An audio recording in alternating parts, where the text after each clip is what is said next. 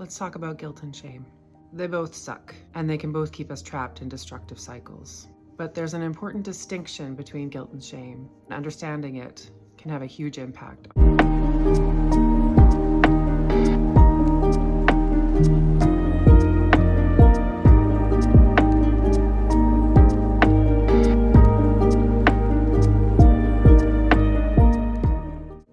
Welcome.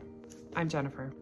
I'm a mom in recovery from alcohol addiction. I've learned some things along the way and I want to share them. I'm not a therapist or an expert. I'm just a fellow traveler on the path, and maybe something that has been helpful for me will be helpful for you too. So first of all, this is a heavy topic. There's no way around that. It's also one of the topics most entangled with addiction. So if we're talking about recovery, we're talking about this too. Guilt and shame are always kind of lumped together, and I almost made 2 separate videos to talk about each one. But I know that especially while in active addiction and in early recovery, they both kind of feel the same. Bad. So I'll focus here more on the distinction because they both need to be addressed if a person's going to move forward into long-term health and sobriety. I still experience thoughts of guilt and shame basically daily, and some of those thoughts are deeply rooted and it's going to take a while to weed them out. But it feels possible. Not easy, but possible. So what is guilt? Guilt is a painful emotion.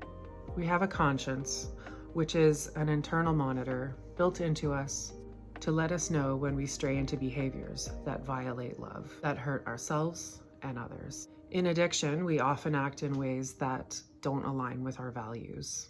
And then in early recovery, our head clears. We become aware of the damage we've done, and it's like a ton of bricks. I think even people who drink socially are familiar with the feeling somewhat, waking up the morning after and wondering, who did I text? What did I do? And I think it comes as no surprise that often there's a cycle of numbing the guilt and then feeling worse and numbing it again and feeling worse. False guilt is when a poorly trained conscious is making us feel guilt for things we didn't do wrong. Maybe we were made to feel guilty for things that were out of our control. We may have unrealistic expectations of ourselves. The word should is basically a guilt word. We may have experiences growing up in an unhealthy church environment. Maybe we've experienced an unhealthy support group, maybe an abusive authority. It has us feeling guilty when we've done nothing wrong. And then there's mom guilt, which basically compounds them all. Everyone likes to have an opinion about moms these days and how we do everything. And even without that, we're so hard on ourselves. I can't convey in words the guilt of a mother in addiction. It's very intense. And if you're feeling that right now, I feel it with you. What's important to remember with that one is I did the best I could with the tools I had at the time. And I am doing the best I can with the tools I have now. So what do we do with guilt? How do we move forward? First, we need to sort out true guilt from false guilt. Then we need to admit it accurately to ourselves and not try to justify or excuse it. We need to be willing to face the consequences of our actions. So the word remorse means a deep sense of regret. The word repentance may be familiar if you grew up in a church. It's a churchy kind of word, but it means to turn away, a sense of responsibility to do differently, to learn from it, to do better. Regret will happily make an appearance anytime we're feeling low, vulnerable, tired, hormonal. Honestly, an important skill to learn is letting it go. And that can take many, many tries. I'm working on it. And it's easier said than done. But I can't go back and change or undo what I've done. I can only do better. The things I regret are not in my control. Also not in my control is other people's forgiveness of me. So I am responsible for what is in my control, and I can move forward from guilt. Shame is another beast entirely, though it often rides along with guilt. The word is commonly used for a feeling of disgrace, loss of esteem, losing standing in someone's eyes or in my own eyes, humiliation, degradation, wanting to crawl into a hole and live there forever and have everyone's memory of me erased, and so on. Often used interchangeably with guilt, but maybe you're beginning to see the difference. The main distinction: guilt is about what I've done. Shame is about who I am. Acute guilt is often accompanied with a feeling of shame and crawl into a hole, etc. But that momentary feeling of shame can be a part of what drives change. Like, I don't want to feel that way ever again.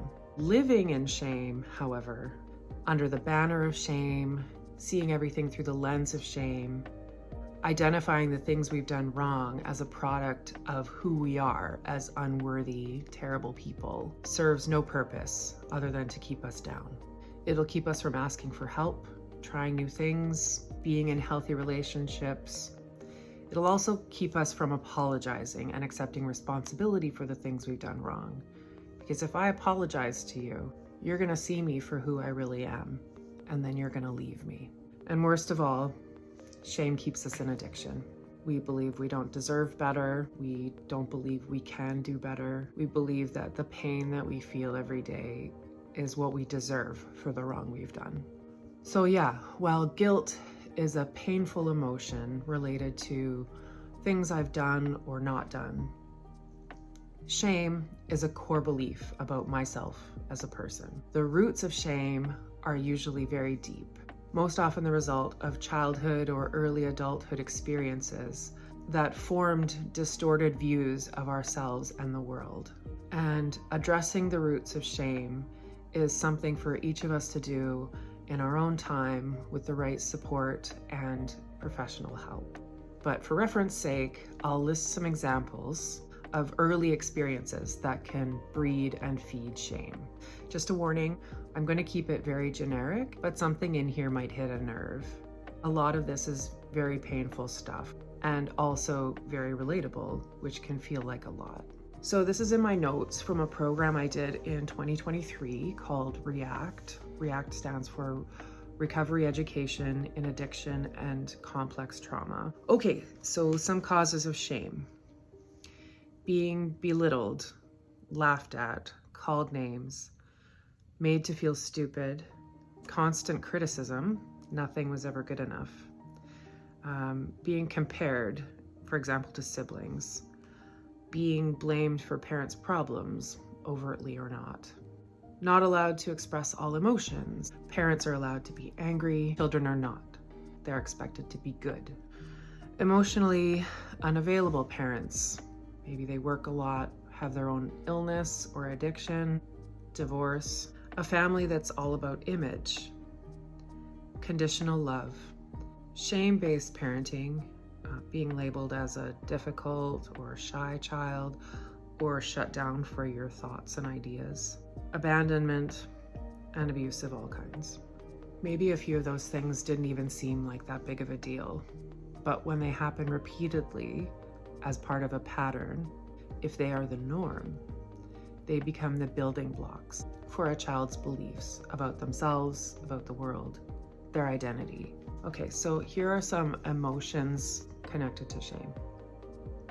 Pain, fear, anxiety, insecurity, depression, self-hatred, being hard on oneself, anger, jealousy, envy, negativity, discontent, hopelessness. Then some characteristics of shame. So what does it look like? Comparing self to others, insecurity, needing to be the best or worst or most, needing to point out the flaws in others, grasping for esteem, respect, validation, grasping for power, codependency, needing to be needed, fear of setting boundaries, fear of saying no, becoming a doormat or a punching bag, feeling guilt if we are happy, self-sabotage, put ourselves in risky situations, heap negativity and punishment on ourselves, focus on our failures, and being manipulated and motivated by guilt. Okay, is this okay so far? Here we go with some things that trigger shame. Disappointing someone, forgetting to do something, a look of pity, somebody setting a boundary with me, being corrected or given criticism, being talked over, someone half paying attention when I'm talking, which is a big one for me, whispering, laughing, someone doing better than me, ignoring my advice, proving me wrong, raised eyebrows, rolled eyes, judgy tone, sighing in exasperation, bringing up embarrassing stuff from the past, throwing my past in my face, being put down, being condescended to, feeling rejected, abandoned, failure, embarrassment, anything that differentiates us from cultural norms, weight, age, money, and then, you know, a whole slew of the mom guilt stuff. What might we do when we are triggered?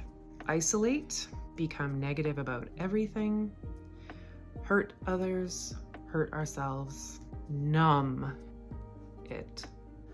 So this is a lot, but we all have patterns, and becoming aware of patterns gives us the chance to change patterns, which is yay.